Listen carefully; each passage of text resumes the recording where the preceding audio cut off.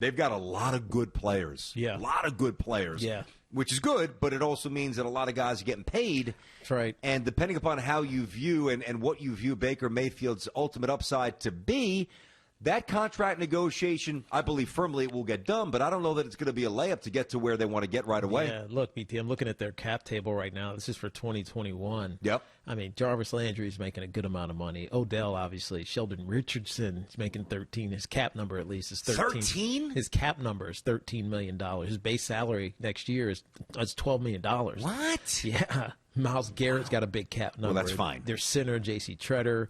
Baker, obviously, Bitonio, Denzel Ward, Conklin. I mean, just a bunch of players. There's good players on that team. Like, and there's a reason that they 11 games. There's a reason they won 11 games this year. BT, it's because they're talented, and they finally got the right coach with Kevin Stefanski. But still, I mean, that's the hardest thing I think in the NFL. BT is developing a team and having it time just right so you don't lose those guys to free agency or salary cap situations. It's what John Lynch had been balancing so much with their defense over the last couple of years. It's why they keep drafting defensive linemen, because they know they're going to lose one or two of them. And so they got to draft new ones to replace them. And it held up until they had injuries that were just insurmountable this past season. Yeah, this is one of the things that drives me nuts about the NFL, and it's you ultimately get penalized, not right away, but you ultimately get penalized for drafting well and developing properly. That's right. You ultimately get penalized. Guys bounce. It's a shame. So it's terrible. Unless you win like right away in the first 3 or 4 years of those great drafts, then you end up losing those players simply because you can't pay them. But that's why. How are the Chiefs doing this? Hill's getting paid. Kelsey's getting paid. Mahomes got obviously what he got, and he could have gotten more if he wanted to be greedy. I mean, how are they doing it? So part of it is, guys like, I'm trying to think of like Hardman. He's not making a bunch of money yet. Hardman isn't making money yet. Okay.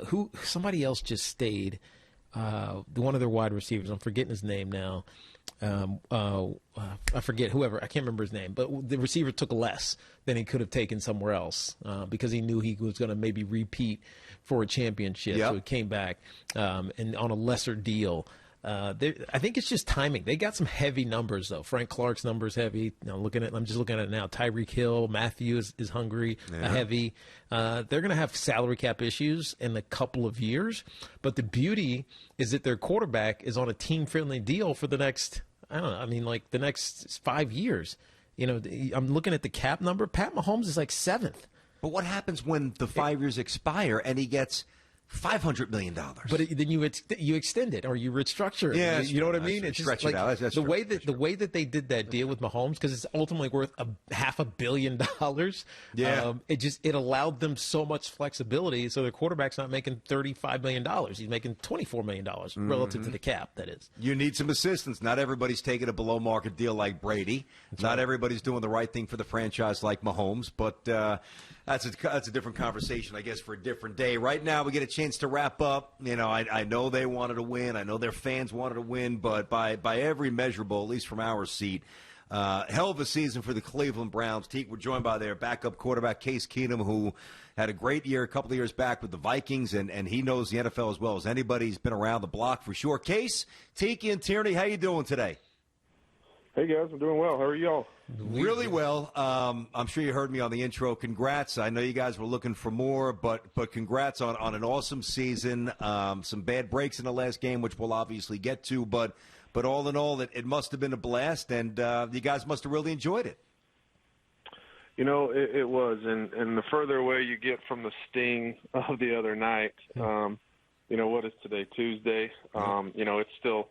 It still hurts, but man, you can't take away anything that this team did. The city's fans, the Browns organization, just everybody involved with this season has nothing to hang their hat on or nothing to hang their head down about, because man, it's been a special year, and it was really fun to be a part of. That's for sure. Case, it's interesting because you've been to a couple of different stops, and I'm sure you, like everybody, had a preconceived notion about what Cleveland was going to be like. This was your first year there.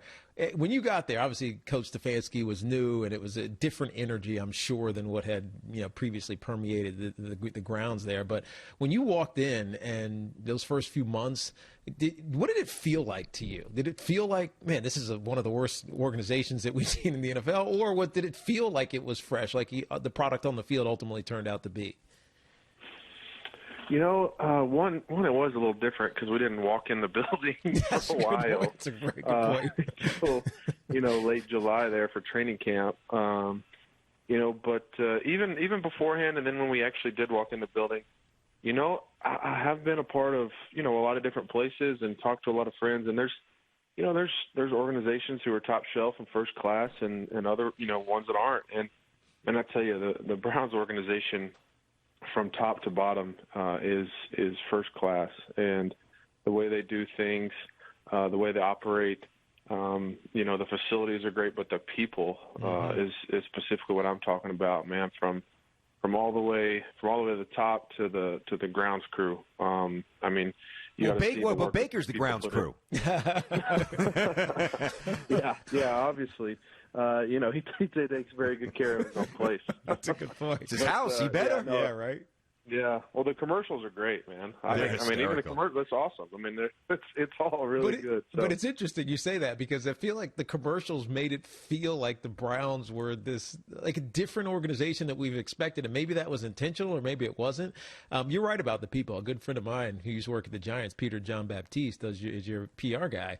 And so, like, I understand how the people are right, the product. How did that get right? And really not really. It was overnight.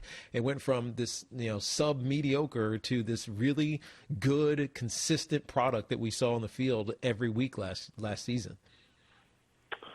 Yeah, I don't know. I don't think this, the success ingredient, the secret recipe was overnight. Ask Joel Bitonio, who spent his whole career there and won as many games this year as he has probably his entire career there, 7 or 8, 9-year career.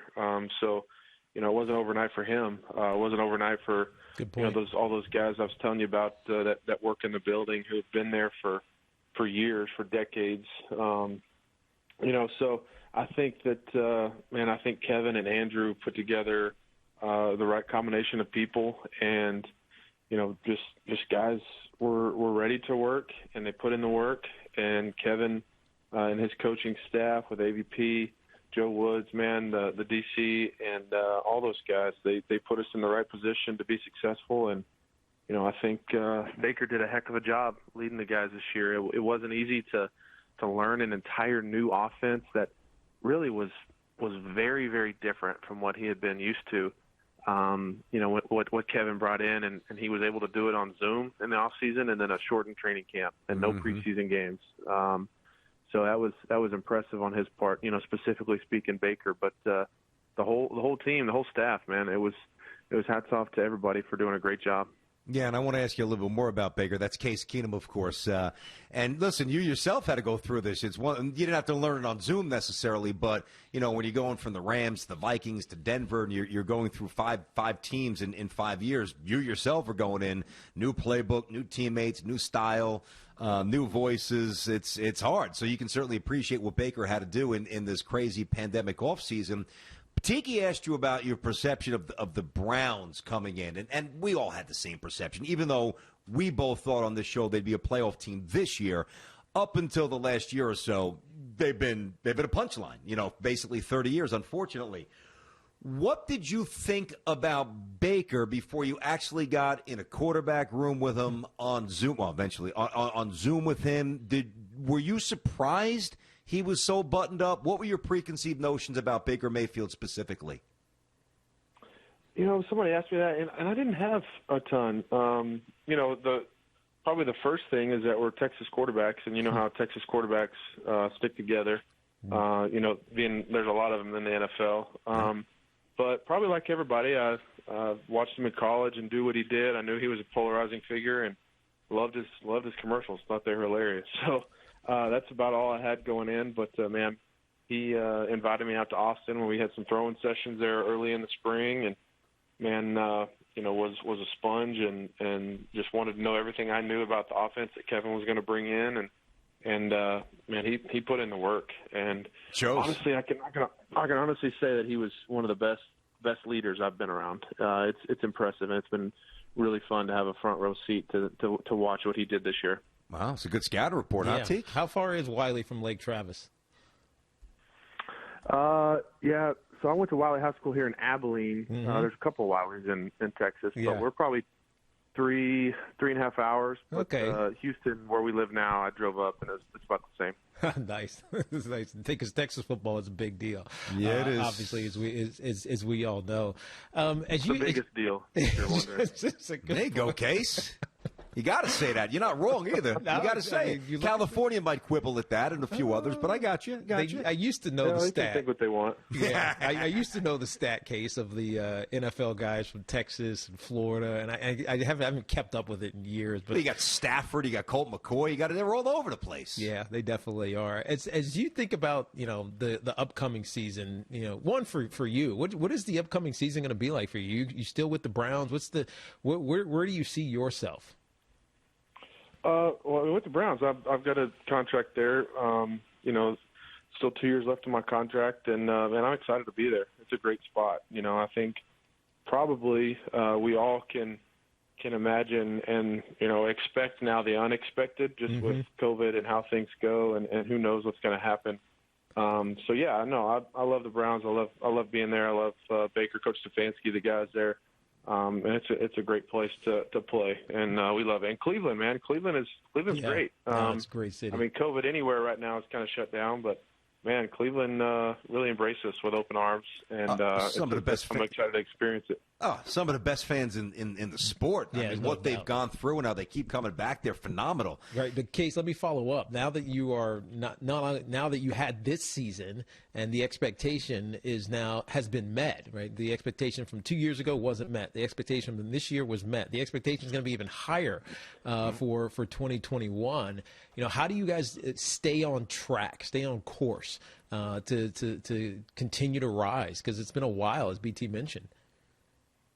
Yeah, it's tough, and that's why this game is so tough. And you respect the guys who have stayed on top for as long as they have. The guys who are playing this weekend, and those it's tough to do. So I think that's what Kevin and Andrew and the guys upstairs have really preached, and just being about the work that we're going to work no matter what situation is put in front of us. Whether, we have positive tests and we can't practice all week, so we're going to, all Zoom call and do Zoom virtual walkthroughs and get ready to play that way, then we'll do it. Or, if the off season has to do this or this, whatever, we're going to work, and we're going to get after the work. And what's great to have the guys who are ready, willing, and able to do that. Hey, Case, real quick, when you say virtual Zoom walkthrough, are you legitimately walking around while you're on the Zoom call? How does that work? Yeah, some guys are. Some guys are, picturing making the play or whatever. Going through reads in your basement. Baker calls the play, and one by one, everybody talks about where they line up and what route they run and what the plays and checks. And dude, that's bizarre, man. It was interesting. That is bizarre. I can't even imagine that. I can't imagine everyone paying attention. That's the hardest part. Because, I know guys would sleep in meetings when I was playing. How the heck you get them sitting in your basement to actually pay attention to that? It's kind of awesome that you guys were able to have success with all that going on, especially now near the end of the season. It was impressive. It was impressive because it was a must win. Obviously, it's a playoff game for us. Yeah, basically no doubt. That last game of the year, and to see guys lock in and know what to do, and game plan plays that we had never really gotten to practice. Go execute them, and so it was cool to see. Guys got a special group, that's for sure. When you guys played the Jets, the penultimate game of the season, that was when all the receivers were out. As you know, I'm just kind of refreshing for people who might not know. And somehow the Jets played a decent game. To me, I looked at that and I heard, and I believe this is true, that you guys had a walkthrough in the stadium parking lot on game day morning. First of all, is that true? Yes. Oh, okay. So, forget about being in the basement. These guys are in the MetLife parking lot. Wow, hours before the game, with four receivers that basically nobody knows, with all due respect, and understandable that you guys weren't a whole that game. But the Steelers game, and I know you just read, but the Steelers game, the details will blur over the years. But for you guys to come out and score the first 28 points, what you guys did that game was among the most impressive things I've ever seen in my life watching football. I know that I think you're going to tell me we were ready to play and we expected to win, but you can't tell us that you expected to dominate that first quarter after what you guys went through, because that's not an answer I think I can accept. There's no way that you thought you were going to do that. There's no way. I think every game, and you guys know, like you going into a game, if you've done anything, there's unknown, and I think that creates some nerves, some, I don't like to call it anxiety, but just some nerves and some feelings of, whatever things that might creep up, and you rely on your training and you're like, okay, I worked this practice, we had a great week of practice. We, worked through all these issues and problems that we, foresee coming up. And that week it was, probably a bigger, there's more room for those type things to creep in, those thoughts to creep in of what it is that might happen this week, just because we didn't have, practice specifically for this game. And, you kind of have to go back and rely on, like if I'm a receiver, I've run routes my whole life and caught balls my whole life. I'm a quarterback, I've done, thrown and done this. So, I think guys just, related kind of back to their, overall training and just, their entire life and what they've grown up doing and preparing for moments like that. So it's unfortunate, but I think, one of these days when the story does get spread out to where, none of us practiced at all and, none of us saw each other and we can exaggerate however much we want. Yeah, exactly. It'll be a fun story. Thanks for watching. Make sure you like and subscribe, and don't forget to hit that bell to be notified when we drop fresh content.